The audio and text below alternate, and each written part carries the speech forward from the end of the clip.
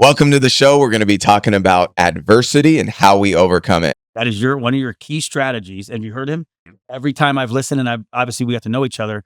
You always say at some point in your story, I stopped and I meditated. I'll be honest with you, I meditate zero. But it's very personal, and in my opinion, selfish. What do you mean to turn around and go back and try and bring everybody with you? Fact. Right? Awesome. And it's scary, but it's the only right thing to do. My adversity, truly deep down in my soul, being transparent with everybody today, is I have a hard time being happy.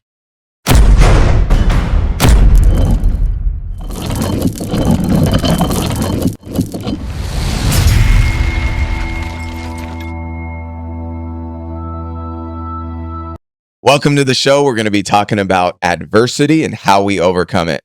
Jason Bove, my main man, and Shane Stein, Forbes Business Council as of yesterday. Congratulations, brother. Dude, congratulations. Hey, you didn't tell me we were dressing up today. Hey, listen. Hey, we're down here in Arizona, so we're getting into the good weather. And I was like, I thought we were sticking to the main theme, but hey, when you get on Forbes Council, all You this gotta dress up. hey, the next day. No, I'm super proud of you, bro. That's awesome. I know both you guys now hold that seat. I'm thinking like, why am I on this show? No, I'm just kidding. Hey, we'll put into it. No, but I'm very proud of both you guys. That's super awesome. But I know this past week we all got a lot of questions because they watched the last show. You guys plug into the previous show we just did. We kind of talked about our defining moments.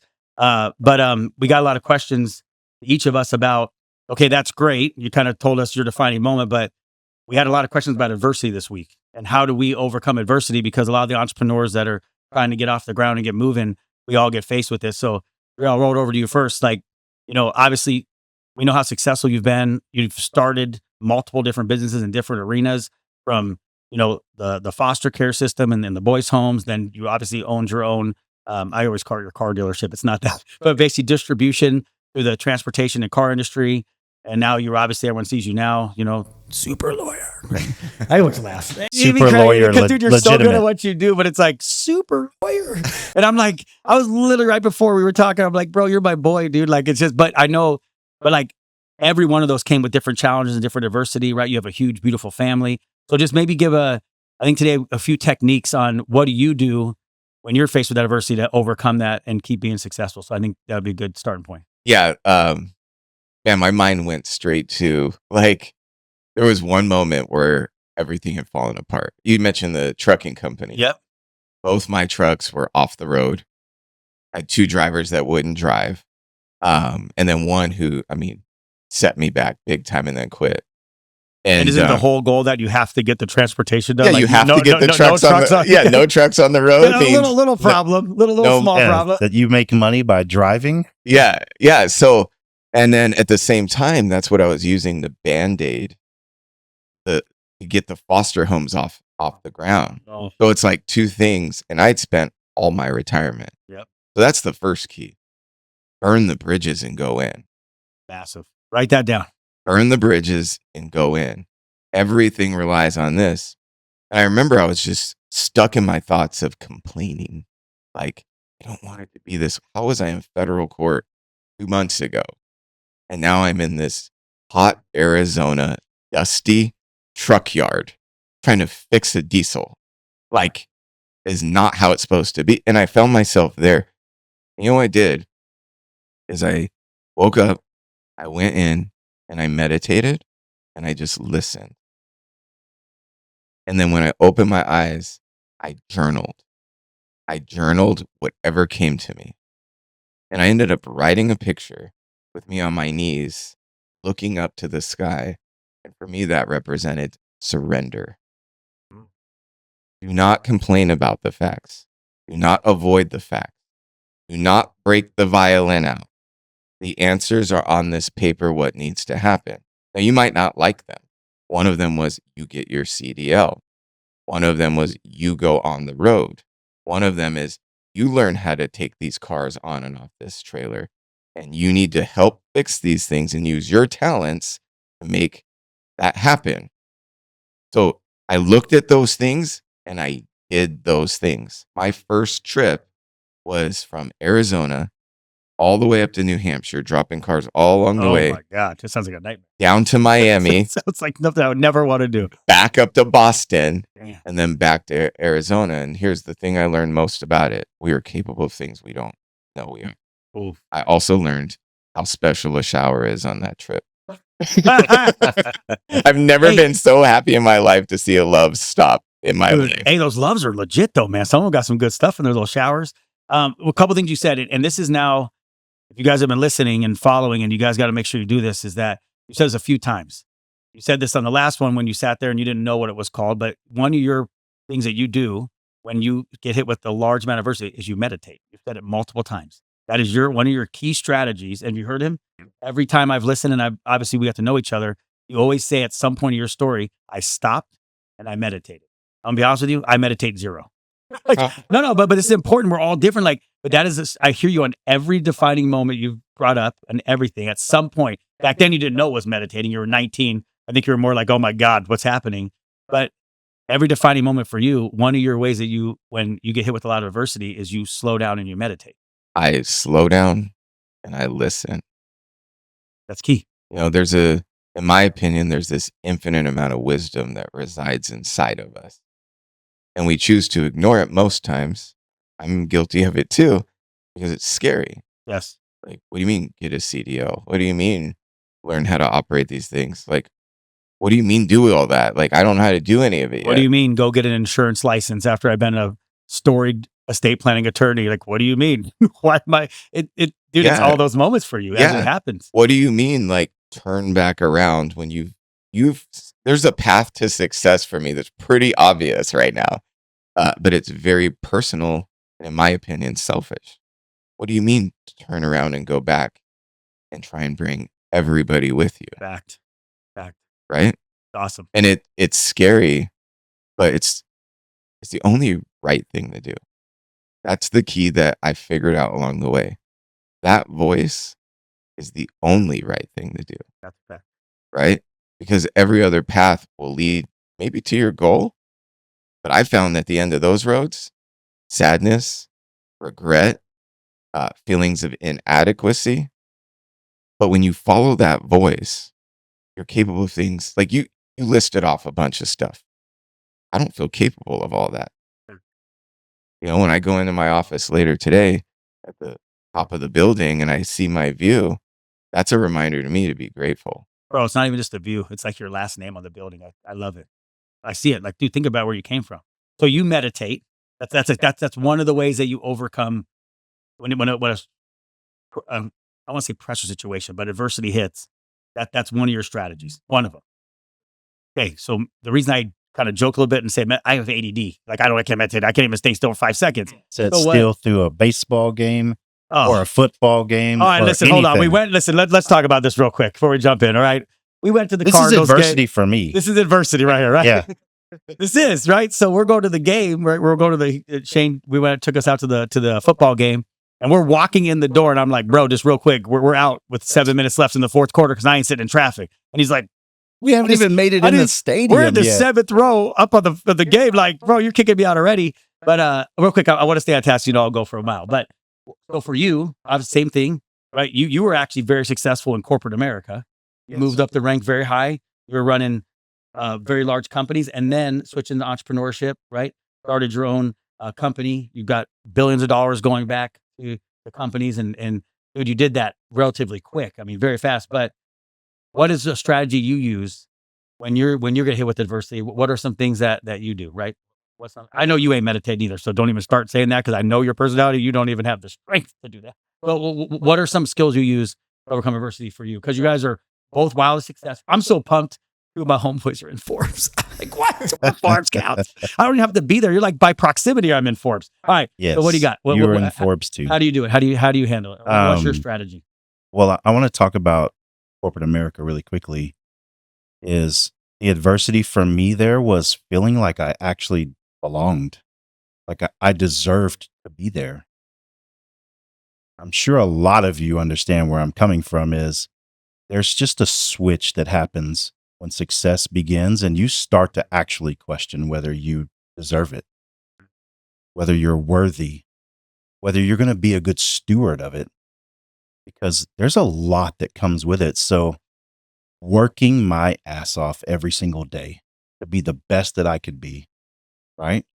And I just had to revert back to the mirror and look in the mirror and try to figure. And I told Andre the other day, I said, bro, I work so hard every day trying to remind myself where I came from, remind myself what I've been through, and remind myself everything that I have.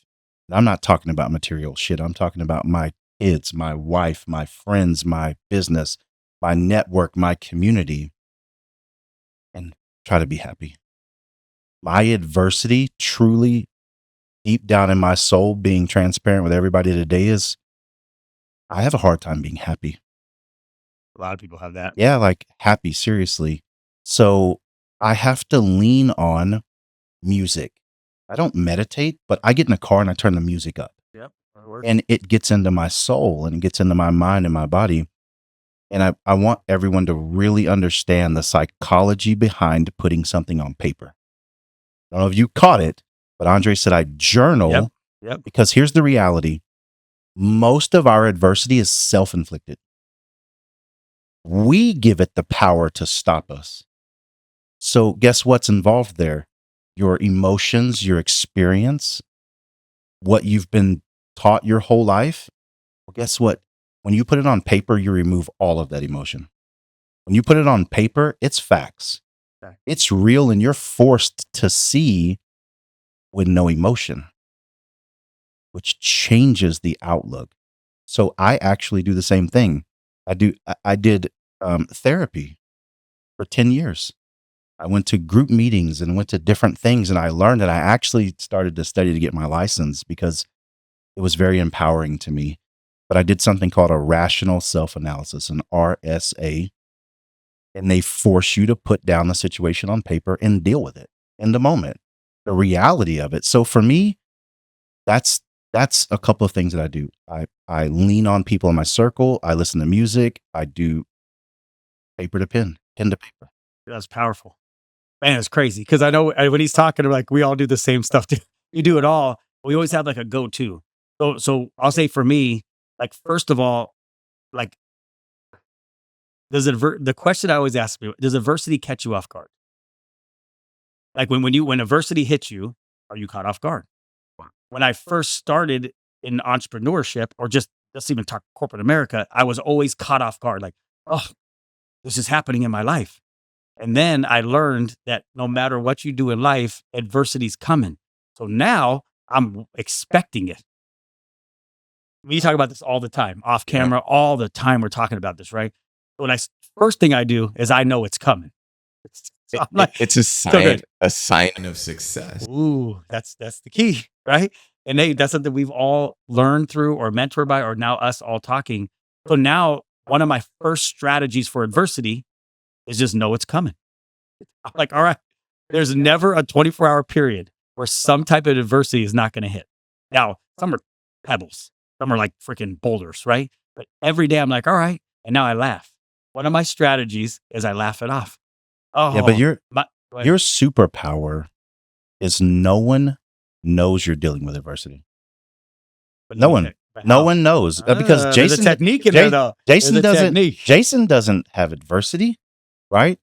He's motivated, he's outgoing, he's outspoken, he's successful and built a massive distribution channel, built a massive organization with, bro, people follow you anywhere you go, and I'm one of them. So I think super strength. Follow.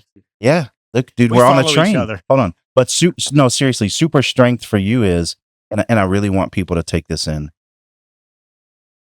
We're gonna deal with adversity, but don't be a sucker for other people's energy, Back. right? Don't take you don't take your adversity and place it on others, right? And that's one of your superpowers is you don't go around and talk about, oh God, this happened. Yeah, I 100% agree. Like you're a master at moving through it. So can you tell everybody? Oh, 100%. I'm honest. Dude, it's actually, it is not a superpower. It's simple. It's not a superpower. I mean, I love you say it. And I know when we say these words to each other, like all seriousness, when I watch Andre and what he does, it's not superpower.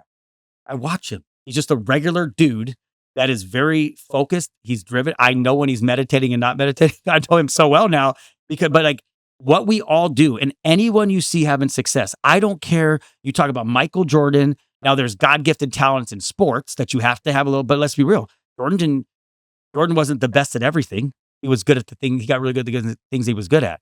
You got Kobe Bryant was good at some things, but I wasn't the highest jumper, right? So we think it's superpower. That's another thing that I've learned. No one's got, I don't know. I watch some of these shows. I wish I had superpowers. Like they're like a car goes off the thing, right? But I love what you're saying because I get it, and people start to think that's what it is. Strength, not right? superpower. Yeah. Strength. But it's all good, and I like the words because it's what it is. But this is how I do it. One, if anyone knows me, I am super regimented. I do the same exact thing every single day, no matter what. I get up at the same exact time. I do the same routine. I eat the same food to the point that people make fun of me because I will only eat the foods that I like to eat. Chicken fingers. Oh, they're like, here he goes, chicken. You literally at the game. Hey, they got chicken fingers and French fries. Right away, he knew there's Beauvais dish, right? And then they're like, try this. I don't like that. I don't do it. I've heard you say 1,000 times, because I've studied you since we met each other. I study people, by the way. And you said, I won't do things I don't like to do. I won't clean a toilet because I don't like to clean a toilet. I'm just not going to do it. Doesn't mean someone else can't do it. And if that's your career and you take care of your family, that's awesome. But I'm not doing that. So I caught that actually from you when I met you the very first time when you started to say things to me. And I'm like, well, that makes complete sense to me. One other thing that I have as a strength is when it makes complete sense and it's simple and I see someone else that's winning doing it, I do it right away. I don't even ask. I didn't call you and say, should I be able to do that? I adopt it. But here's how I overcome adversity. The first thing is I know it's coming. I know it's coming. The day I'm going to get hit with something. How Jason handles it is going to be the decision on what it is. And I choose to handle every piece of adversity in a positive manner. We had some stuff happen to all of us in the last 3 months that we could have derailed anyone off track. People took advantage of us being good people and thinking we were together. It would have derailed 90%. We all laughed at it and said, the next thing's coming, right? That's the reality. So real quick, I have a regimented schedule. I get up at the same time. I work out early in the morning. I heard in 2015, someone said, man, if you're going to be successful, here's the keys to be the most successful. And I just went after the morning routine because I got ADD and I can't control my mind very well. So I said, I'm going to master the morning routine. And I think I've done a pretty good job of mastering it. Now, what time do you get up every day? Between 3:30 and 4 a.m. But here's what's funny. Nowhere in the book did it say you can't eat gummy bears. So here's the deal. Everyone gets on me and it's like, oh, I didn't read to be successful. You can't have gummy bears. They said you got to get up early. I don't meditate per se, but I pray in the morning, right? Which is the similar stuff, right? Same thing, right? But like mine's like quick. 30 minutes. I don't know what to do with myself for 30 minutes. I don't do it with my hands. So it's a little different, but I think all of us right here have found one thing that we're really good at doing, and mine is mastering my morning schedule, which helps me be able to take on all adversity for the day and deciding at the jump of every morning, whatever comes my way, I'm taking it positive. That's what I do. Now, you've mentioned a few things by saying, hey, when I'm in that moment, I ground myself. That's the word I hear when you say that. You're very good. You're freaking jujitsu. I mean, you're good at grounding yourself. You learn that skill set. I promise you, if we go back to 15 years ago, you weren't grounding yourself. You were grounding someone else's self, right? So the other thing is that we have to, inside of our self-listening, are you more a person that can go away for a while and ground yourself? Are you more someone that's got to put on music, or you have to change your state of mind? Or are you someone that has to have a strict routine in the morning? Otherwise, your whole day's screwed. We all have different ways of handling adversity, but you have to find out what fits best for you. And you can use any one of the ways we do it. Some of you listen to Andre on the show every time and you're like, man, I connect to him so much. I guarantee you're someone that grounds yourself more.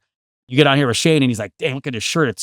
I'm a big personality and you might need music and 14 music's coming in different ways because you have a thing. Maybe to me, you just got to get on a regimen. Or everyone listening is attaching to something. But the key to all of us, and we didn't all say it, but I believe it, we all laugh at adversity because we know that right behind it is the greatest thing coming in our life. And we know we have to have that come. And if there's no adversity in your life, you should be more afraid than afraid because your moment's not right there. Final words. What do you got? Final words for them. Yeah. Final words. adversity leads to success, right? And how you get through it is going to determine if you're successful or not. That'll work. Yeah, facts. If you're not experiencing adversity today, you're not pushing the limits. And that's just me. I'm going to jump and not even look to see what's down there first. So push your limits, figure out what works for you to get through adversity. Boom. And here we go. I'm going to read this to you. 1 minute left here. I'm getting the 1 minute or next to the screen here. Listen, I love this, man. Guys, I love this. This is so awesome. You have no idea. Listen, be yourself, man. Life's awesome, right? And if you want to wear a nice button-up shirt, do it. Great leaders inspire greatness in others. This is all we're trying to do here. We're 3 normal dudes with amazing families. We got a great crew around us. And if you get nothing else from these shows, great leaders inspire greatness in others. We're trying to pass what we have onto you guys, that one day you guys can fulfill the dreams that you're trying to get after. But adversity is coming for everybody. Be ready for it. Find a strategy. Maybe some of ours can help you today. If you do that, you're unstoppable. Yes. So like, comment, share this thing. Listen, I'm like 129 views. I'm like, what the heck, bro? This is too much in this room for that, right? Share this stuff around, get it out there. We know things are going to take time, but I'm telling you, you get this into somebody's hands, their life's going to get changed. Be yourself, stay real. Let's rock and roll. Yeah, baby. drop in the comment how you overcome adversity. Yes. Because we're only 3 people. You're millions. Drop a comment. Yes. Be afraid and be okay being afraid to share your insecurity or your weakest moment. Let's do it. Hey, see you next week, baby.